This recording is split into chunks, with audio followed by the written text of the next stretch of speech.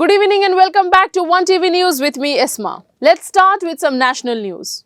In an exhilarating finale of Khatron Ke Khiladi 14, Karanveer Mehra emerged as the champion, with Kashmir Mahajani and Krishna Shroff finishing as the top three finalists. The season featured a diverse lineup of contestants, including Asim Riaz and Shilpa Shinde, who tackled intense stunts in Romania. The grand finale showcased thrilling challenges, with Karan impressing everyone by winning a helicopter stunt against Kashmir, while Shalin triumphed in a water stunt against Krishna and Abhishek. Social media buzzed with excitement over Karan's victory, and speculations are rising about his potential participation in Bigg Boss 18, set to premiere on October 6th. Devra Part 1, featuring Junior NTR, Janhvi Kapoor and Saif Ali Khan, has made a stunning impact at the box office, grossing over rupees 150 crore in its opening weekend. Reports praised Junior NTR's performance as the film's cinematography, but criticized the writing and direction as predictable, noting that Janhvi Kapoor's role lacked depth. Directed by Koratla Siva, known for hits like Bharat Aane Nenu, Devra Part 1 features Junior NTR in dual roles as both father and son, while Saif Ali Khan plays the lead antagonist. As the film continues to draw audiences, discussions about its originality and overall impact are prominent. అందరికీ నమస్కారం. ముందుగా తెలుగు ప్రేక్షకులందరికీ మా ఈ కష్టాన్ని almost 3 years journey ఇది, అంటే ఇంత పెద్ద విజయం ఇచ్చినందుకు ఆల్మోస్ట్ నిన్న నైట్ నుంచి ఇప్పటి వరకు ఎవరిని ఎదురుపోకుండా వీఆర్ ఫ్లడెడ్ విత్ కాల్స్. అంటే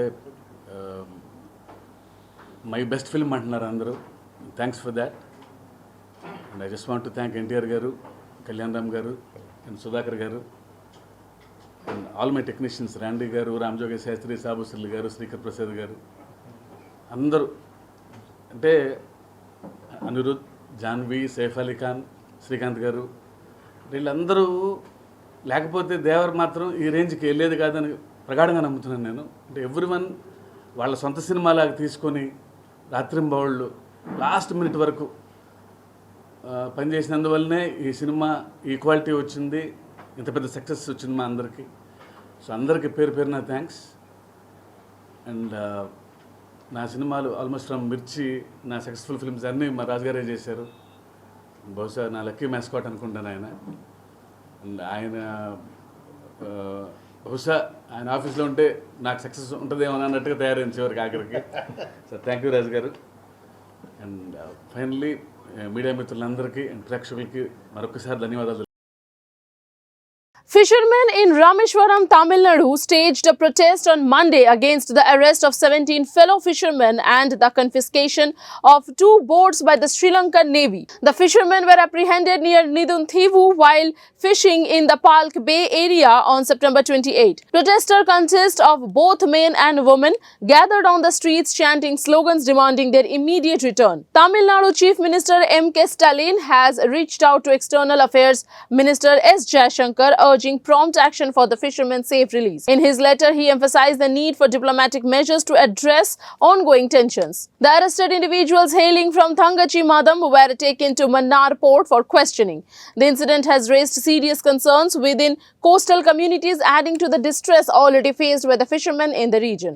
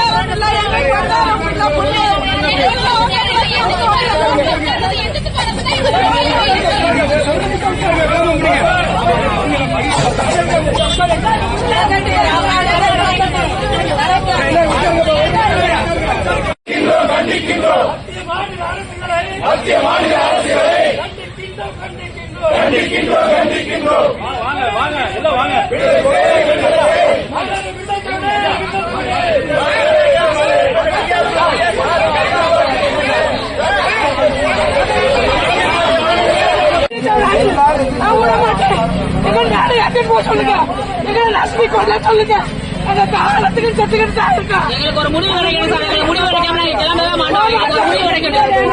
எங்களுக்கு எதுவும் முடிவு கிடைக்காம ஏன் கிளம்ப முடியாது? எங்களுக்கு ஒரு முடிவு கிடைக்கணும். அதெல்லாம் கேட்க முடியாது. எங்களுக்கு ஒரு முடிவு கிடைக்கணும். சும்மா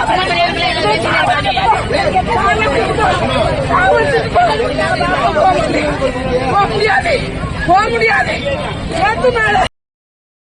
The flood situation in Bihar has deteriorated with embankments of the Kosi and Bagmati rivers breached, leading to severe flooding in Darbhanga and Sitamarhi districts.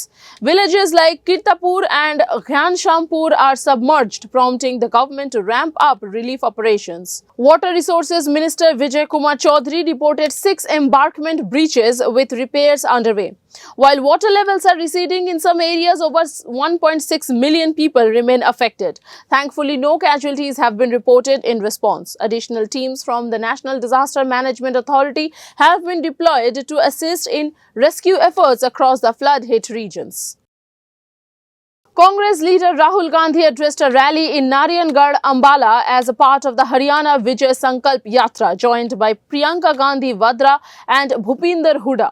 He criticized Prime Minister Modi for not waiving farmers' loans, asserting that corporate loan waivers should also be recognized. Gandhi promised key initiatives including Rs 2,000 monthly for women under the Mahila Shakti Yojana, affordable LPG cylinders, and reinstated old pension schemes for vulnerable groups. He emphasized guaranteed minimum support prices for farmers. As the Congress intensifies its campaign to reclaim power from the BJP in Haryana, Gandhi will continue visiting multiple districts, expressing confidence in a sweeping victory of his party. Haryana के युवा,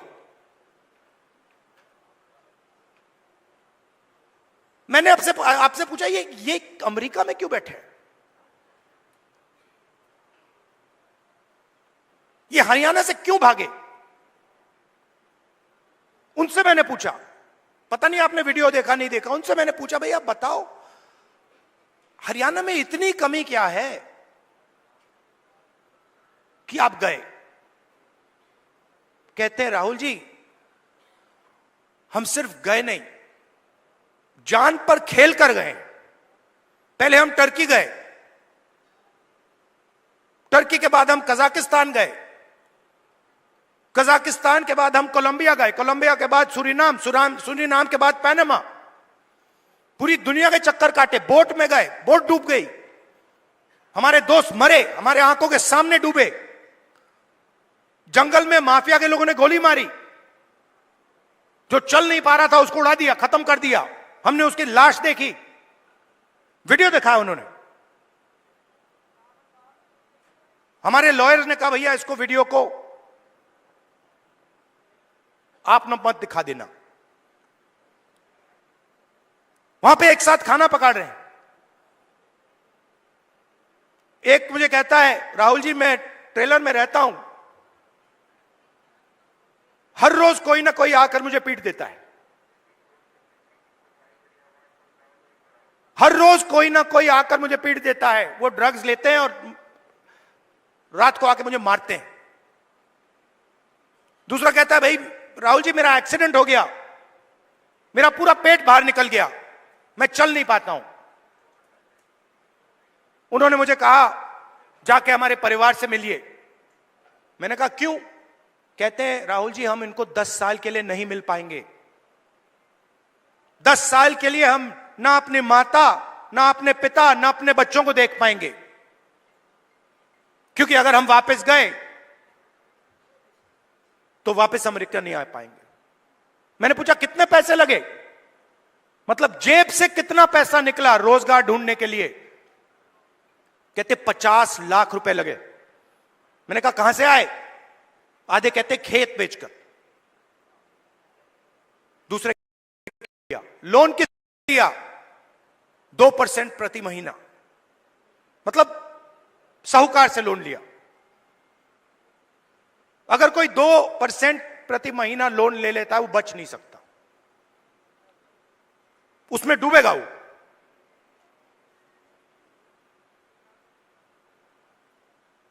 $50 लाख रुपए उनके जेब में से छीने गए क्योंकि हरियाणा उनको रोजगार नहीं दे सकता है।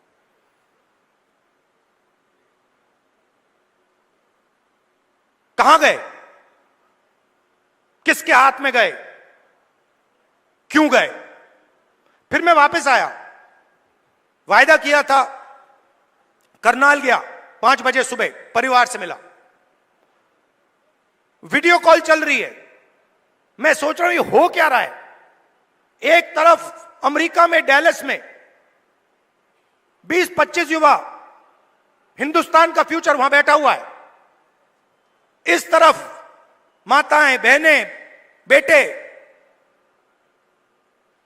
हम बातचीत कर रहे हैं। मैं परिवार से बोल रहा हूं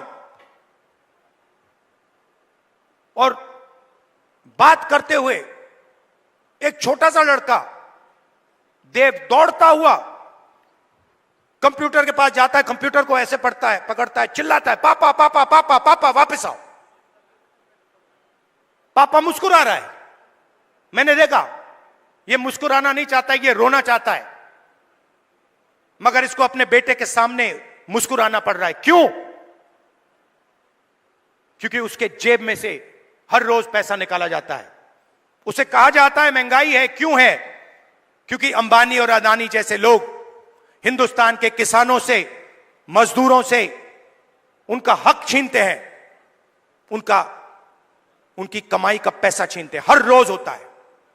नया कानून बनता है, कहा जाता है किसान के लिए कानून बनाए गए। किसान के लिए अगर कानून बनाए गए हैं तो हिंदुस्तान के सारे किसान सड़क पे क्यों आए? क्योंकि किसान जानता है कि हमारे जेब में से एक और तरीके से अब पैसा छीना जाएगा। जमीन ले लेते हैं। भाइयों, आप एक बात समझो, आप एक दुनिया में हो जहां आप जमीन खरीदते हो। अगर आपको जमीन चाहिए, आप किसी और के पास जाते हो, कहते हो भैया मुझे जमीन चाहिए। वो आपसे कहता है ये 50 लाख की जमीन है, 50 लाख रुपए दो, 1 करोड़ रुपए दो, मैं आपको जमीन दूंगा। ये नॉर्मल होता है, हिंदुस्तान के हर नागरिक के साथ होता है। ये अंबानी अदानी के साथ नहीं होता। अदानी कहता है मोदी जी से, Members of the Mosque Trust in Dharavi, Mumbai have begun demolishing the alleged illegal portions of mosque guided by engineers from the Brihan Mumbai Municipal Corporation or BMC. This action follows an 8-day deadline set for removal which ended on September 30th. The initial phase involves the demolition of an illegal dome with plans to follow up on other structures. Earlier attempts by the BMC to proceed with the demolition were halted due to violent protest from the local Muslim community. Police officials intervened to immediate and religious leaders urged for peace. A heavy police presence remains in places to maintain order during the demolition process. Further updates are expected as the situation develops.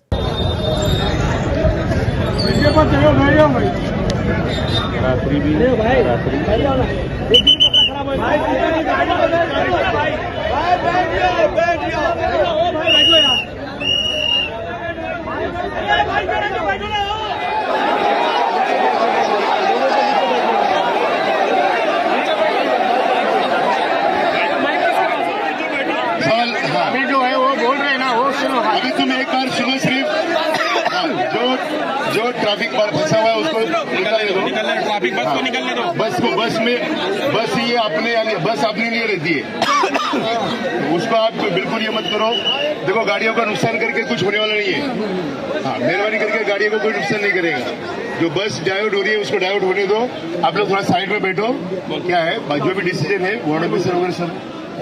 भाई लोग थोड़ा देर के लिए एक side बना के इधर आ जाओ। आप लोग ये बाजू आ जाओ।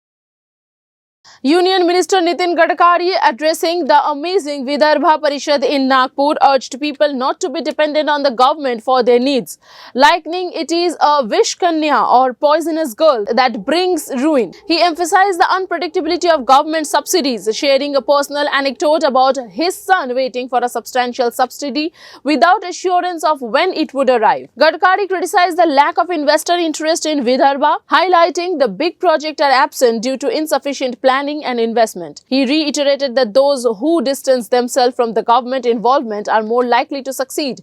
Echoing similar sentiments he expressed in June about the government's detrimental impact on the projects. सभी साथियों, भाई और बहनों, विदर्भ का बहुत अच्छा पोटेंशियल है, पर सबसे पहले मैं अक्सर ये बात कहता हूं कि बहुत करीब आज से 25-30 साल पहले गोविंद डागा जी और विलास जी ने जब वेद का काम शुरू किया, तब उन्होंने शुरुआत में बहुत प्राथमिक स्तर पर विदर्भ के विकास की अनेक संकल्पनाएं उन्होंने तैयार की और काफी बड़े प्रमाण पर विदर्भ के विकास में उनका कंट्रीब्यूशन रहा। विशेष रूप से जो मिहान बना है, इसके लिए गोविंद को याद होगा कि गोविंद जी और विलास काळे टाटा कंसल्टेंसी के, मैं मंत्री था उस समय महाराष्ट्र सरकार में, एक कंसल्टेंट इंजीनियर थे, उनका नाम भूल रहा हूं मैं, हिम्बाड़कर या कुछ तो भी था। वो मेरे पास आए और उन्होंने मुझे कहा कि नागपुर के ऊपर से रोज 350 फ्लाइट जाती है। तो मैंने उनको तुरंत कहा, दिखती तो नहीं है। तो उन्होंने कहा ये south east Asia, Indonesia, Malaysia से, चाइना से लेकर जो यूरोपियन कंट्री और यूएसए तक जाती है वो नागपुर से जाती है, और इसलिए नागपुर में इंटरनेशनल कार्गो हब और पैसेंजर हब का निर्माण होना चाहिए। और वहीं से मिहान की शुरुआत हुई और इंटरनेशनल एयरपोर्ट और ये मिहान के बारे में फिर उस प्रोजेक्ट पर काम शुरू हुआ। तो बेसिकली ये जो मिहान और ये जो प्रोजेक्ट है इंटरनेशनल एयरपोर्ट का, इसको उस समय के वेद के ऑफिस बेरर ने उसको उठाया और गोविंद और विलास ने विशेष रूप से, और दोनों के कारण आज ये प्रोजेक्ट बहुत अच्छी तरीके से सामने आया।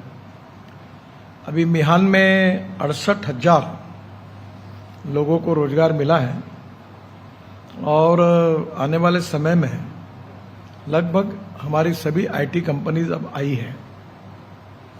हमारे यहाँ 49 इंजीनियरिंग कॉलेजेस हैं और मिहान के साथ अब स्मार्ट सिटी के रूप में मिहान के आजू बाजू में डेवलपमेंट भी हो रही है।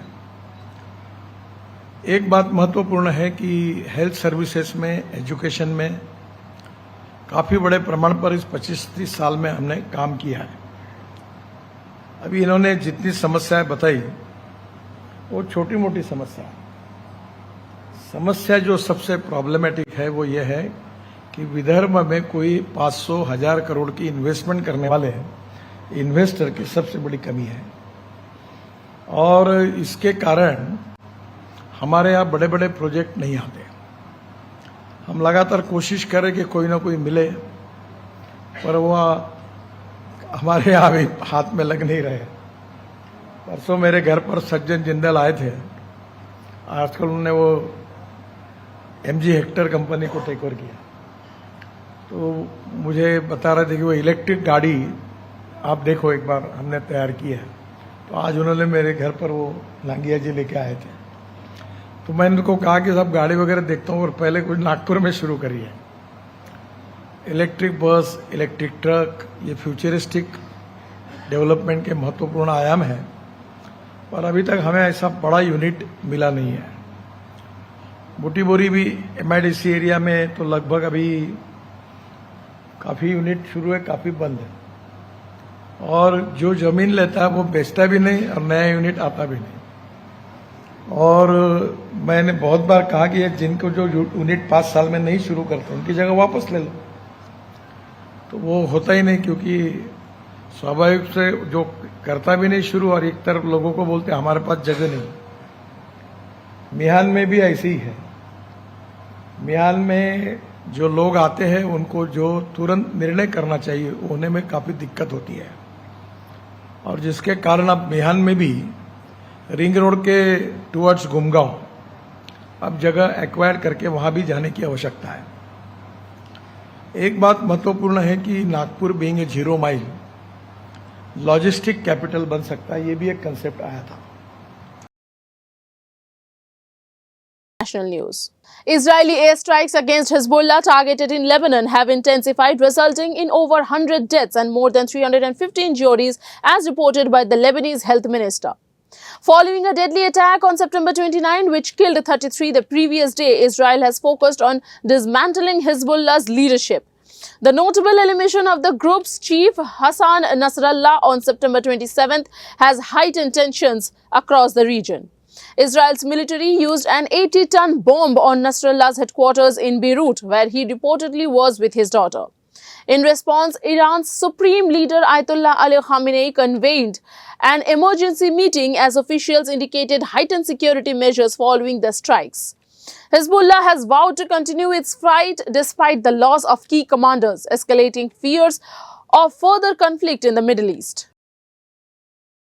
External Affairs Minister S. Jaishankar is set to meet U.S. Secretary to State Antony Blinken on Tuesday to discuss a range of bilateral and global issues, including the Ukraine conflict and the crisis in the Middle East. Jaishankar, who arrived in Washington on Sunday, will also engage with senior Biden administration officials and participate in a discussion hosted by Carnegie Endowment for International Peace on U.S.-India relations.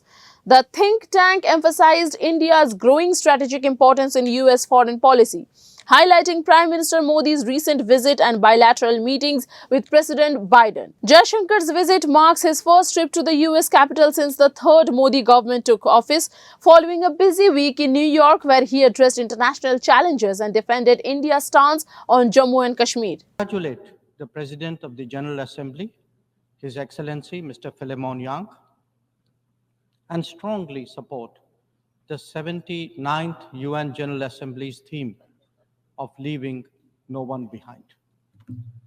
Madam President, we are gathered here at a difficult time.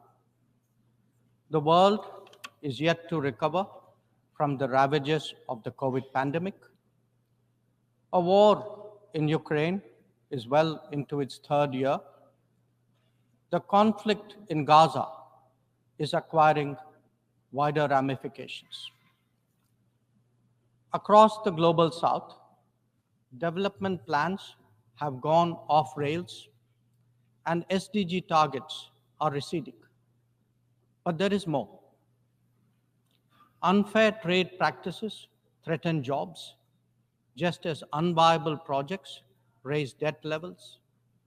Any connectivity that flouts sovereignty and territorial integrity acquires strategic connotations, especially when it is not a shared endeavor. Technology advancements, which have long been a source of hope, are now equally a factor of anxiety. Climate events occur with greater intensity and frequency. Food security is as worrisome as health security. In truth, the world stands fractious, polarized, and frustrated. Conversations have become difficult, agreements even more so.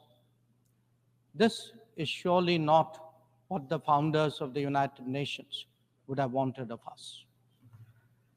Madam President, almost exactly 8 decades ago, the first steps towards the formation of the UN were taken near here at Dumbarton Oaks.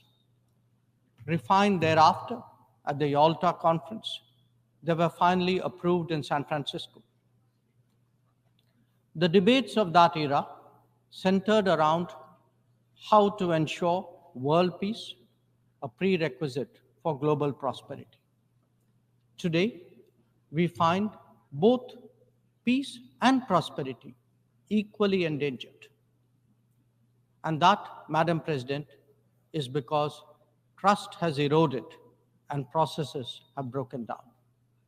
Countries have extracted more from the international system than they have put into it, enfeebling it in the process. We see that vividly in every challenge and every crisis. Reforming multilateralism is therefore an imperative. The urgency of this call is highlighted by the theme of this session. Leaving no one behind means advancing peace, ensuring sustainable development, and strengthening human dignity. This cannot be delivered by a UN paralyzed when faced with division, conflict, terrorism, and violence. Nor can it be advanced if access to food, fuel, and fertilizer is jeopardized. When capturing markets lacks restraint, it damages the livelihood and social fabric of others. Evasion of climate action responsibilities by the developed undermine the growth prospect of the developing. Indeed, when resource crunch limits the very pursuit of SDG targets, it is not just economies, but human dignity itself that is imperiled. If the world is in such a state, this body must ask itself, how has this come to pass? The problems arise from a combination of structural shortcomings, political calculations, naked self-interest, and yes, disregard for those left behind. It is natural to feel overwhelmed by what we confront now. After all, there are so many dimensions, different moving parts, issues of the day, and the changing landscape. But every change must begin somewhere, and there is no better place than where it all started. We, the members of the United Nations, must now seriously and purposefully address ourselves to that task. Not because it is a competition for influence or a squabble for positions. That's all for today. Stay connected for more updates. Thank you.